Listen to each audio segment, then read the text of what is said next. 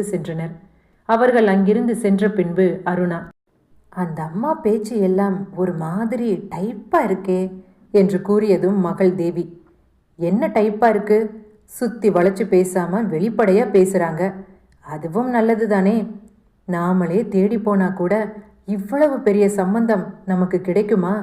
அம்மா, குமார் வேறு யாரும் இல்லை, என் தோழியோட அண்ணனுடைய நண்பர் தான் குமார். அவங்க வீட்டுல காசு பணத்துக்கு பஞ்சமே இல்லை என்று கூறியதும் அருணா, நீ சொல்றது சரிதாண்டி, ரொம்ப வசதியான இடமா தான் தெரியுது.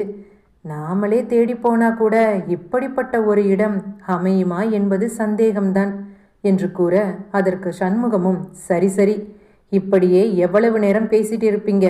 2 நாட்களுக்கு பிறகு மாப்பிள்ளை வீட்டுக்கு நாம போகணும்.